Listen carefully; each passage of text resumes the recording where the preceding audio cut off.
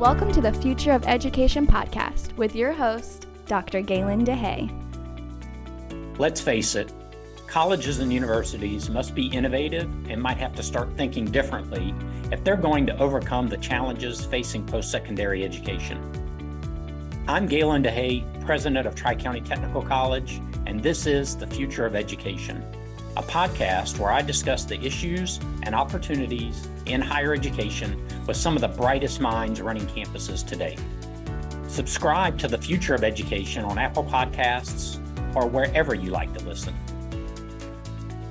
This podcast is brought to you by Tri-County Technical College, a public 2-year community college located in upstate South Carolina. The college's mission is to provide students with an exceptional and affordable learning experience that improves their quality of life. Tri-County also advances economic development in the region by preparing a highly skilled workforce.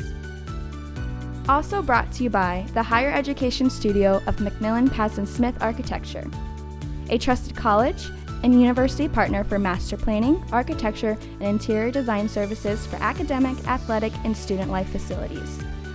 We design environments that advance culture, create community, and enhance the campus experience.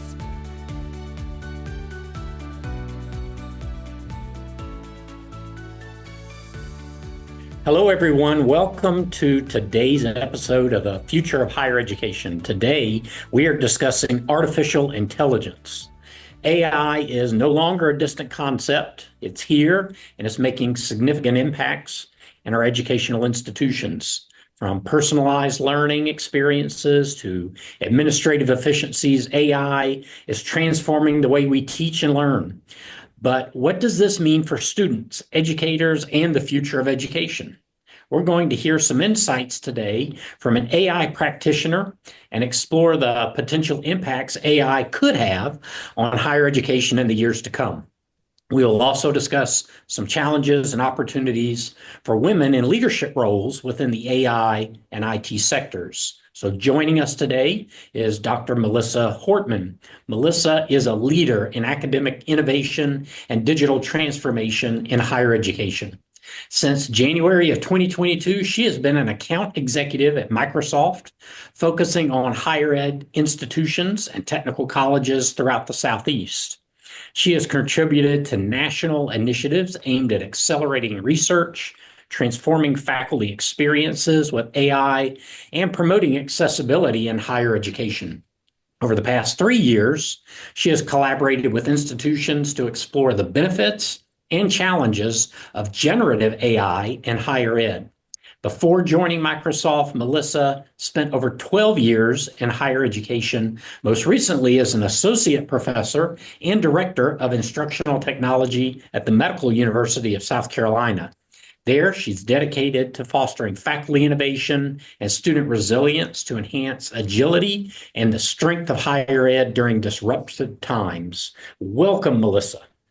Thank you so much for having me. I am so excited to be here, and this is definitely a topic close to my heart. So buckle up, everybody. This might be a long podcast. We're going to have a good time. So, Melissa, I want to start by asking you if you could share a little bit about your background and what you're currently working on. Yeah, so like in my introduction, I started my career in academia. I worked across different higher education institutions in South Carolina. So I've always kind of been in the state of South Carolina, which has been great to get to know the state in so many different ways and the students that we served. I worked in areas like academic advising, student success, went into the classroom for teaching, did a lot of different things. That seems to be a common trend in my career path, is just kind of doing a lot of different things. I think of my career as a T, so I have a very broad top of T, and go a little deep in certain areas, and we'll talk about those. But I took the jump to Microsoft about 3 years ago because I wanted to just have a change of pace in my career and listen and learn at a broader scale. So because I had my whole career kind of set in South Carolina, really learn the state, I wanted to see what else was out there and learn and impact. And with Microsoft, you have a very fast impact with a very fast pace. And the 3 years have been very fast because the AI wave and tech has just changed exponentially. And it's just been a really exciting time. So I've gotten to do some really fun things over the past 3 years that have really opened my eyes after coming from academia and kind of let me look behind the curtain. And I think that that has been the most exciting thing for me is what's behind that curtain, because I'm a naturally curious person, and so I've kind of tried to now relay that what's behind the curtain for higher education to higher education because there's so much there. Yeah. And so now in my current role, I get to partner with higher education institutions and bring them all the resources, all the amazing things that Microsoft has to offer for education professionals in the classroom, outside of the classroom, students who are going into the workforce and developing their skills for the future. It's just a really exciting place and really aligns with my values. So it's been a lot of fun. And that's what I get to do on a daily basis is just have fun and bring amazing resources to people who are doing good for the future students. So you brought up something that's very interesting because in a prior podcast, some experts in manufacturing were speaking of a topic that you brought up, and that is speed or pace of change. There's anything you want to talk about in your experience, maybe from transitioning from higher ed into the space that you're in now, and just that acceleration and the pace of change, what that's looking like in this area for you?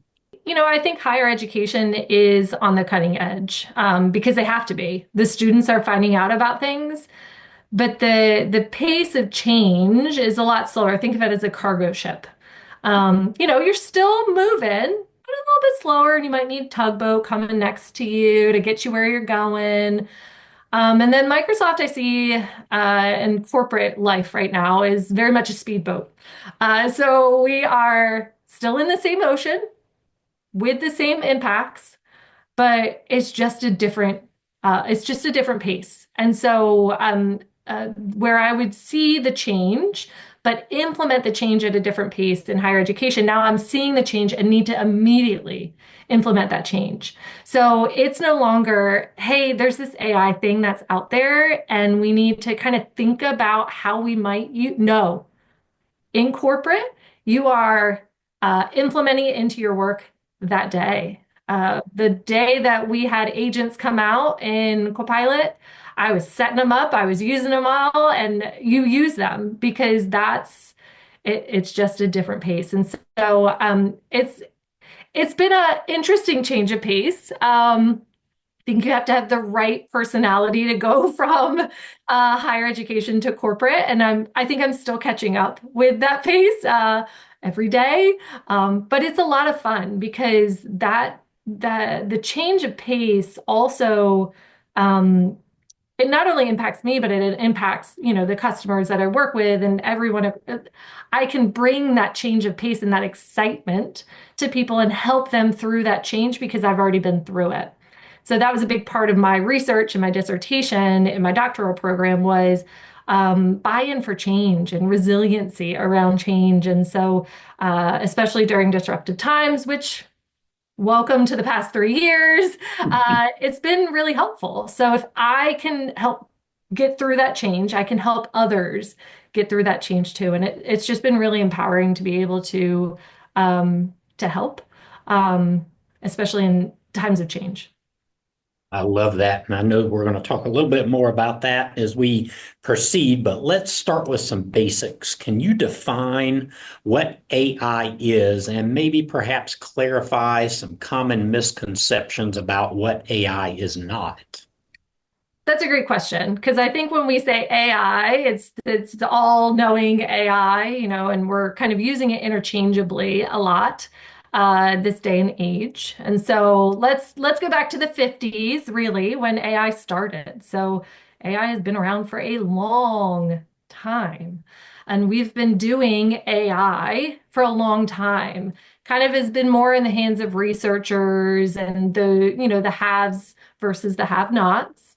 But then we moved into machine learning, where we started seeing more application, Deep learning came after that, which was kind of an accelerated timeline of, moving from one to the next to the next. And then generative AI, which is, what we've kind of been living in that world for almost, it's been 3 years, 3 years now. So it's just been a really accelerated pace since that time. So everything falls under the umbrella of AI. So when we say AI, we could mean any of those things. So I think when we're saying AI today, we're meaning generative AI. So just kind of assume when we say AI, we're talking about generative AI. And so what generative AI is, it's just advanced artificial intelligence, and that's it. It produces original context, like we see with ChatGPT, where it can write a paper or an essay. With newer models, we're seeing it create art and music and code.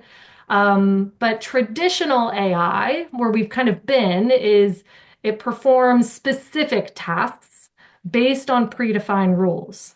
But now we're living in this world of generative AI where it's kind of opened up and gotten a little bit more gray. So I think that's why we've all kind of gotten a little nervous around generative AI and AI today and what that means. But it's really just become mainstream for us because it's become democratized. They put a pretty front end on a large language model, and now we all have it in our pocket, just like a cell phone. We all have access to a large language model, which is thrilling because since the 50s, we've been doing AI, but we've not ever democratized it where anyone, anywhere, at any time could access these incredibly large, incredibly expensive models. And that's exciting. I think this is a change for not just technology, but society in general. We've democratized something that everyone can use in their own way, which means a lot in education. And I know we're going to dive into that, but so this is, I think, a really exciting time just to start there. So the AI, when we say AI, big AI means generative AI right now. But what AI is not, let's also focus on that. It's not infallible. So garbage in, garbage out, kind of think of it that way. So if it's built on bad data, you have bad data coming out. So, and we know some of the large language models in some of the instances are built on the internet, and you can't trust everything on the internet. So that's kind of where we have to also think about the data.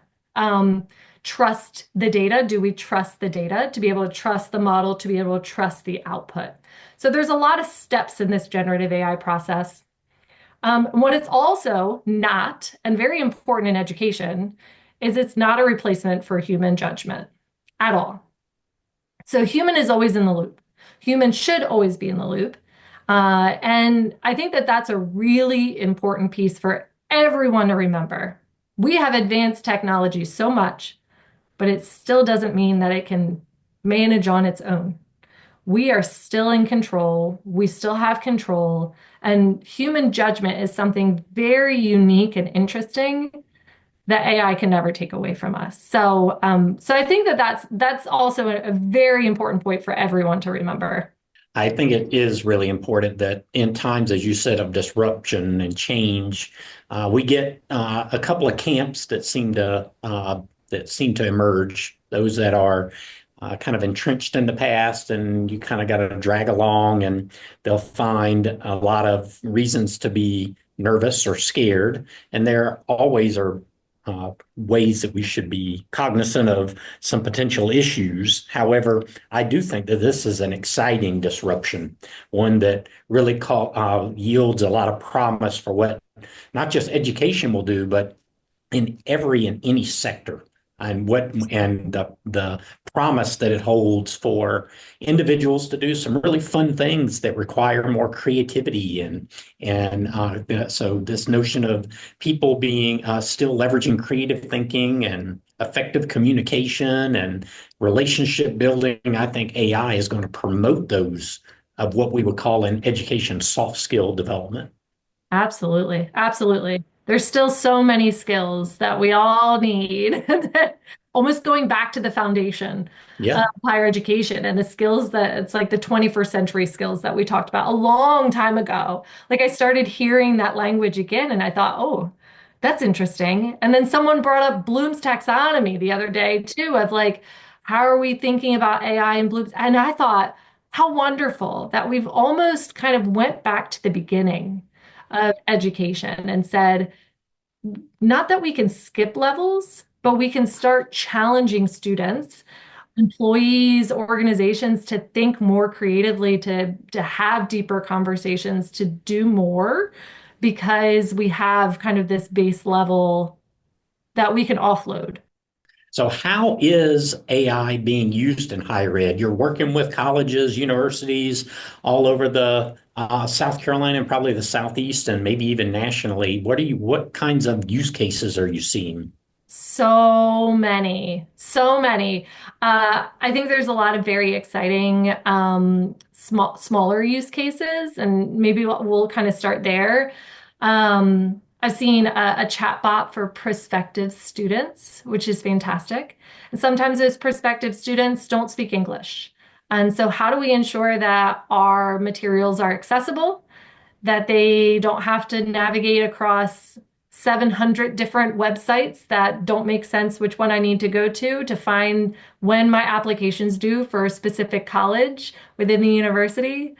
And maybe, again, my first language isn't English, or I'm a parent of a student and I want to help them out.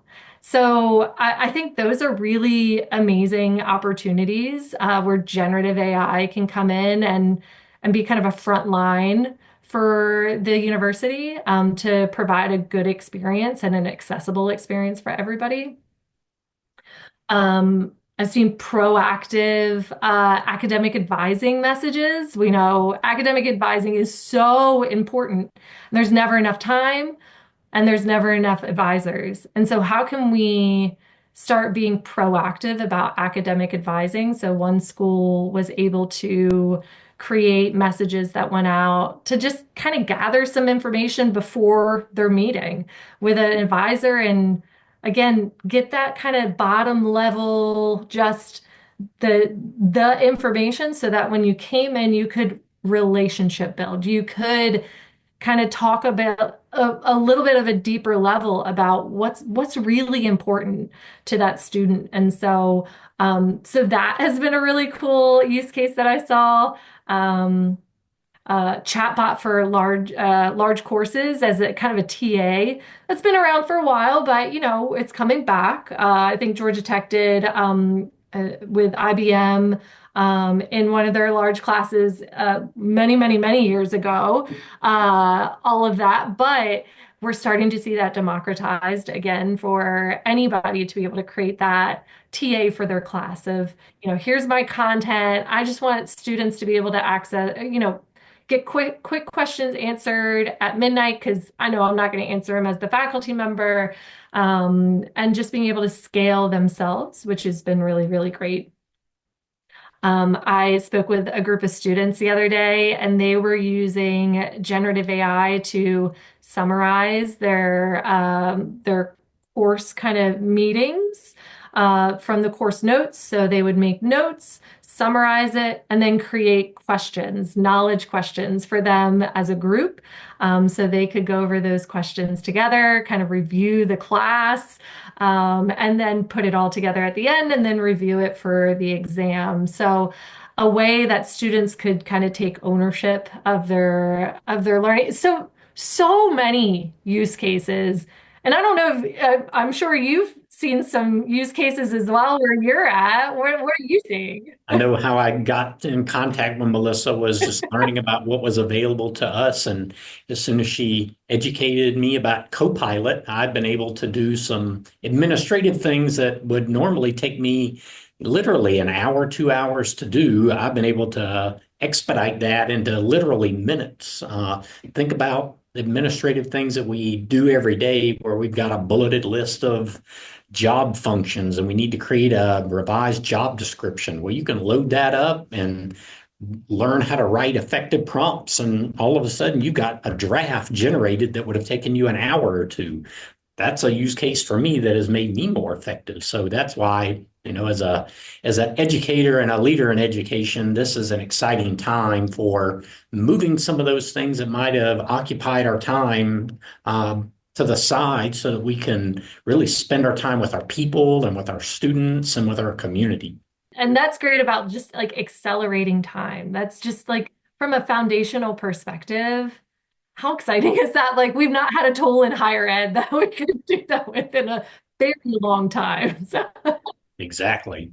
So we've talked about some use cases. How are you seeing AI affecting the role that educators play in higher ed? And are there any particular skills or training that educators are going to need to adapt to the changes that AI is bringing? anytime there's a new technology, especially a disruptive one, that comes into the classroom without uh, a lot of guidance from the faculty, it just kind of comes up from the bottom level. It's good. The role of the educator has to change. But it's not that it has to change dramatically or in a bad way, even. I think of it as the educator themselves could use it for different purposes, like supporting creative teaching methods. So they could get ideas, and use AI as a brainstorm buddy to get ideas on creating new content or new class activities or even just icebreakers.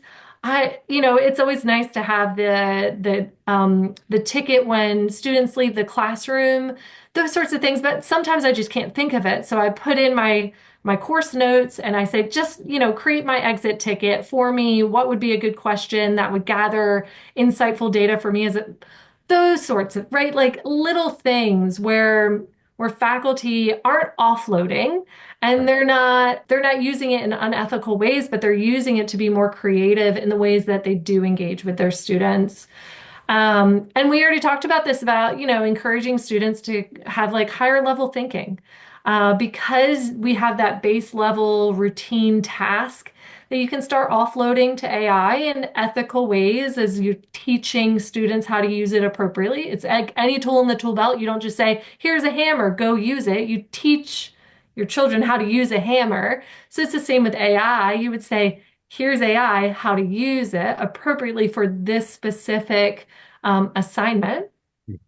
And you might say, share your prompts back with me because I want to see, how are you thinking through interacting with computers and asking these questions to get to those next levels? Have you been able to offload routine tasks in an effective way by asking prompts in this sort of way? So higher level thinking is where we all want students to be in the future because that's where career progression and growth starts, really. And really teaching skills, and just in general, we all need to have a continuous, curious mindset of learning, especially in the era of AI when it's changing and moving very quickly. So just keeping, an open door policy with this of like, I'm here to learn from students and they're here to learn from me. And I think that that's kind of the change that needs to happen maybe in this era. We're still figuring it out. I think everybody's still kind of figuring that out, but we're starting to see more trends in that sort of way. So you've alluded to things like ethics and some of the ways that AI might be inappropriately used. So we'll explore that just a little bit. Many people in higher ed have some concerns about AI, things like job displacement or data privacy issues. How can these fears be addressed? And what kind of steps might institutions take that would mitigate some of those risks? So there's no replacement that's happening. There's no displacement that's happening. However, I always hear that quote of like, AI will not replace you. Someone that knows AI will replace you. And that kind of scares me a little bit. But I think it's more on like putting a little bit of pressure on all of us to say, it's not going to replace us really, but being curious and somebody who has a growth mindset, again, especially in this day and age, will definitely replace us because we're not willing to grow and change with the times. Higher ed hasn't changed for a long time, and this is a little bit of a disruption and a cargo ship turn. So it's a little uncomfortable. And so that's where I think we need to bring in those opportunities to support and skill institutions that I think are the most effective are opening up those opportunities. Hey, we're having an event on AI on how to prompt. Like you said, just learning how to do some of these things and dispelling the myth that it's bad or evil, whatever it might be. Some institutions have, a 2 or 3 week course with an instructional designer on, how to integrate AI into your classroom. What does that mean when you actually take those steps? Building communities, town halls, opening the conversation. But like I said before, just keeping the classroom door open. Staying curious is so important right now because things are changing quickly. We're seeing it, like you said, in corporations, organizations, in so many different verticals where they are usually always a bit ahead of education. They're changing so fast. And education will have to change. It won't be significant. What we bring, what education brings, will never change. The educator will never be replaced. The value of higher education will never be replaced by AI. But we need to make sure we're serving our students and doing the best by them. So we need to prepare them for the jobs of tomorrow. So we need to bring those innovative solutions onto our campus in a safe and secure way. I preach this. If you hear me talk anywhere outside of this podcast, I would say safe and secure AI, safe and secure AI, because there's not a lot of safe and secure AI out there. And if we're talking about helping our students professionalize these tools, we need to bring in safe and secure AI to professionalize it in the classroom, outside of the classroom, so they know this is how I use AI when I go into my job in the future.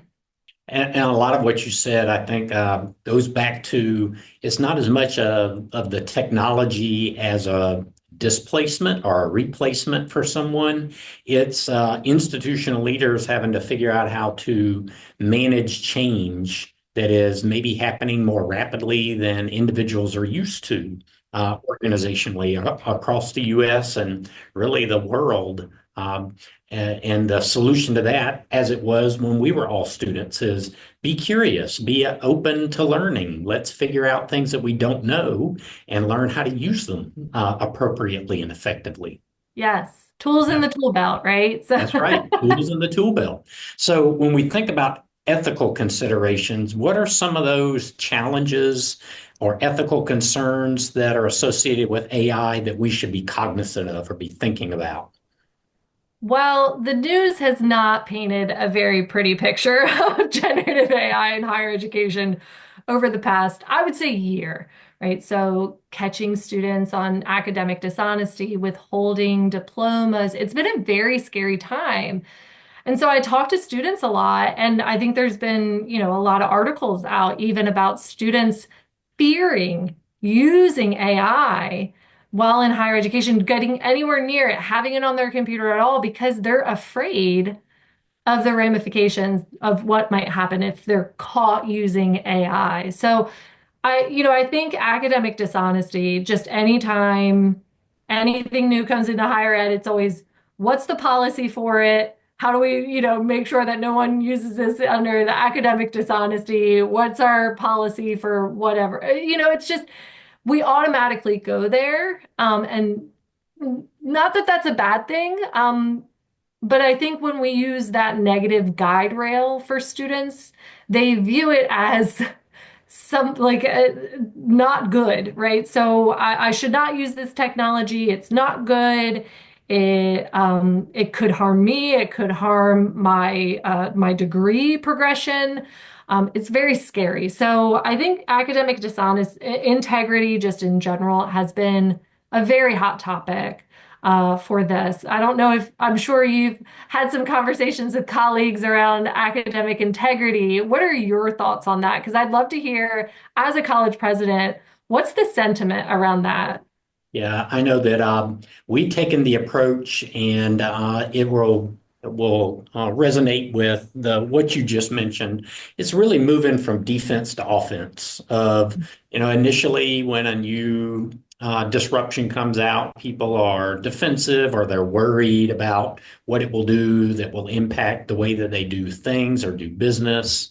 But now we're in a time where we are exploring what the opportunities are. So we actually created an AI strategy one pager of things that we believe that it could help the institution with for improving teaching and learning, especially for lower income students, students of color, those that have in the past not had as much access to higher education, how we might be able to really engage different individuals and frankly, individuals that are a little bit older or in their careers, they are asking me in community meetings, hey, are you going to create something that can educate us about this? We're not quite sure. We're hearing all these things in the news and we're not sure what to believe these days.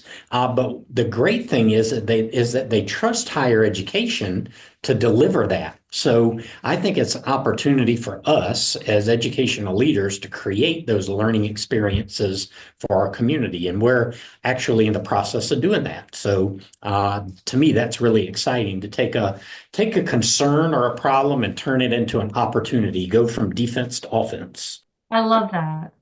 Every challenge is an opportunity, and that's what this is. And so breaking that down even more, thinking about student use of AI, that's a challenge, but what's the opportunity there, right? Is it bringing them in and making them a part of the conversation or giving them, more enablement in this area, skilling them up, creating courses on this, giving them the resources to be effective there? That's a great mentality. And I think just making that switch can do so much good in so many different challenges right now. Starting with that policy, that is absolutely fantastic. How might AI be used to help create some personalized learning experiences for students?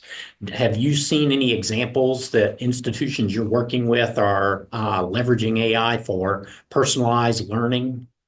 I love this area because I think this has been, this is a hot button word for higher education for a long time. And we're doing personalized learning. We're doing personalized learning. But what does personalized learning really mean? And I think about that a lot of, is it the student owning or being able to own the process and how they learn? Is it us giving it into them in a way? So if we think about those two ways, so the student being able to consume content, we've been doing a lot of work, and I work very closely with our accessibility team at Microsoft on generative AI and how we're enabling students with disabilities or learning difficulties to leverage Copilot or other tools to be able to consume content in the way that they need.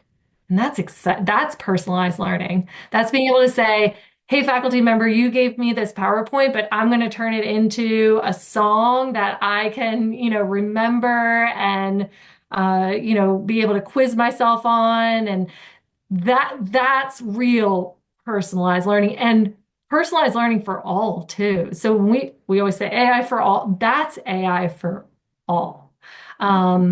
So that to me is super exciting. And I think our accessibility team has just done amazing work across the nation in this area. And again, real personalized learning or consuming content in that way. But then flip that the other way. So faculty can kind of almost do universal design for learning now, that other hot button word that we've been talking about for a long time, but kind of like, how do you do this? They're able to quickly transform their content from one modality to the other, to the other, to the other, so that then their students have opportunities to consume that content in different ways. So I think personalized learning is becoming more than just, the narrow mindset that we thought of it before, but there's so many opportunities to really help students succeed.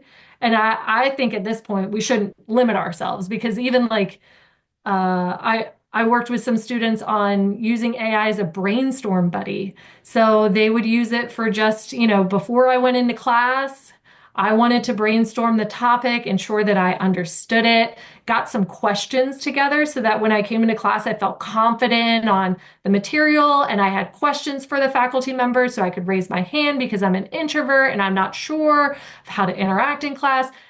Those are real powerful things for students. And if we enable them with those opportunities and understand how to use AI for good for them, oh man, imagine the good that we could do. That is another area that is very exciting, or should be very exciting to all educators, is increasing access and success for all students. And I love how you categorize personalized learning is something that we've talked about for quite a long time, but in reality, AI could be an accelerator or a tool for this educational partnership that we've always desired to see, where students are taking more personal accountability for their learning, as well as faculty and our staff as well, and doing that together in partnership, and that AI might accelerate that. That is exciting. Very exciting.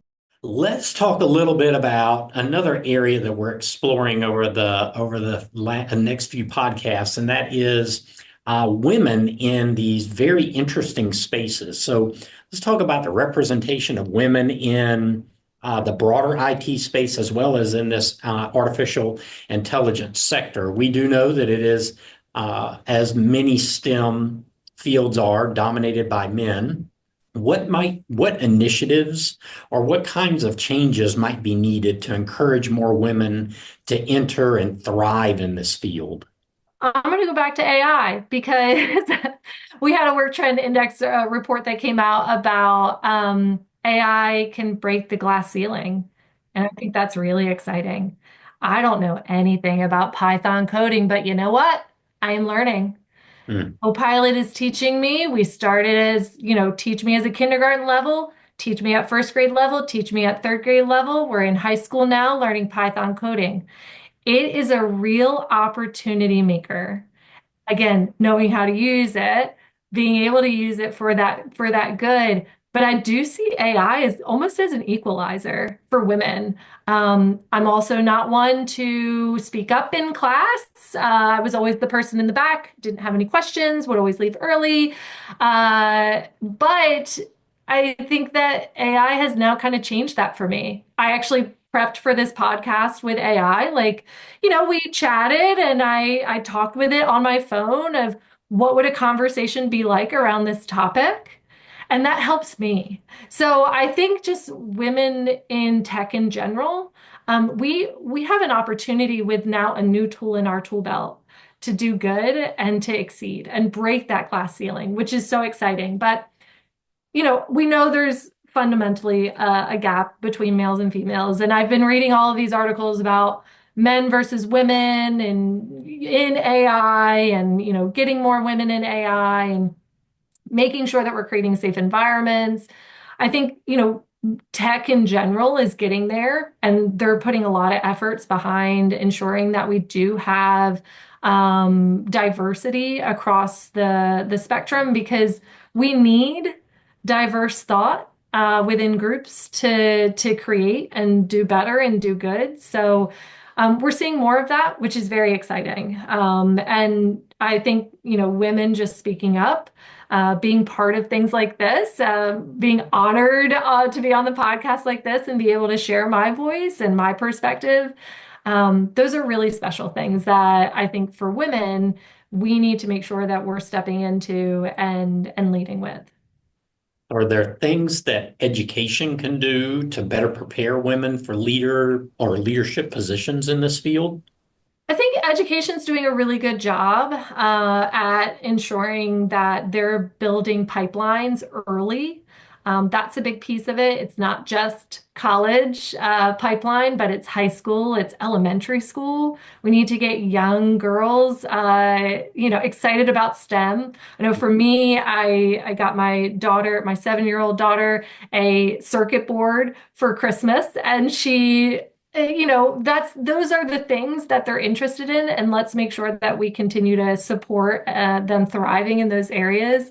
So it's all the way, down into education that we need to ensure that we're supporting girls, young girls, with that vision of going into different areas maybe than they're expected to, from a cultural perspective, but then putting women in leadership roles to help model. And ensure that they have a mentor and a vision of what that might look like if I'm there. So let's talk about the future. Looking ahead, what are some of the more exciting potential developments that could impact higher ed in this AI space over the next few years? I don't even know what's going to happen tomorrow. I think that's the most exciting part. We're just, everything's moving so quickly. You just never know what's around the corner. But as I look forward, some of the conversations that I'm hearing, some of the trends that I'm seeing is, from an AI perspective, this AI for all effort. So ensuring that we're breaking down inequities in AI access, is really starting to become hopefully a bigger trend. So it's not the haves and the have-nots that can do these things or have access to these things.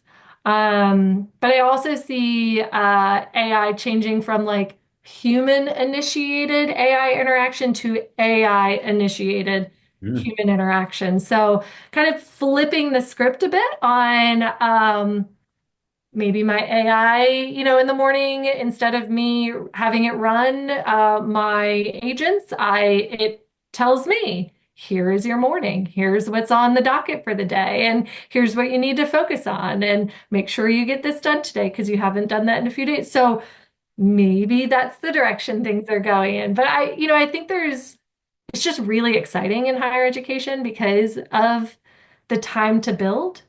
And so I challenge everyone over these next few years to be an innovator where they are, because we all have the opportunity to build the future for higher education now, which again, and I keep kind of stressing throughout this podcast that we've not had this time in a long time, this rate of change or this opportunity to change. And so every single person at every single institution is building the future today. And that's a big task for us. And so how are we going to show up in higher education to make sure that we're building the future of tomorrow, that we're enabling our faculty, staff, students to build that future? So I think that this is just a really exciting time. So you've already started giving some of this advice, but if you could give us some parting words, what advice would you give to educational institutions that are looking to integrate AI into their systems or their curricula or any other way that they might find to use it? I would say listen first. It's important to listen to everyone on your campus right now, because like I said, everyone's an innovator, from your faculty, staff, students, to your groundskeepers, your facilities, your IT department, everyone. Listen to everyone, listen to their needs. Because remember, this is a really unique tool that could potentially help some folks that maybe we haven't been able to help before. So I think listening is the first kind of step. The second step is just something. Do something, anything. It doesn't matter what. I don't care what, but do something. Whether it's, hey, we're going to host an event. We don't know what it is or what we're going to come up like, but we're doing it. We're going to do something. Or we're going to, release a policy, or we're going to have a town hall, or do something, because we cannot put our head in the sand right now. AI is here. It's not going away. As we know, it's been around since the 50s. The hype around Gen AI may have went away, but the opportunity has not. And then I think the last thing that we kind of talked about is just creating that culture of curiosity. So how do we ensure that not just today we listen and, do something, but tomorrow we listen and we do something different, and the next day and the next day and the next day, and we continue to innovate, which is not kind of probably the norm in higher education. We have our times to innovate, but it's an everyday sort of occurrence. So how do we create a culture of curiosity within our institution to do that? It's both in the classroom, outside of the classroom, all of the pieces. So it really goes across all of it. Melissa, this has been a lot of fun for me. Thank you for speaking with us about artificial intelligence and how it's transforming our educational landscape, the challenges and opportunities that it presents, and what the future might hold. Thank you. Thank you all. Thank you for listening to today's episode. As AI continues to evolve, its impact on education will only grow, offering new opportunities and challenges. We need to move from defense to offense, leveraging these tools to improve the student experience. AI has the capacity to democratize higher education in ways that we've never seen. We all have the ability to be innovators in our respective roles, and that means that we need to stay curious, stay informed, and continue to learn. Join us next time as we explore more about the future of higher education.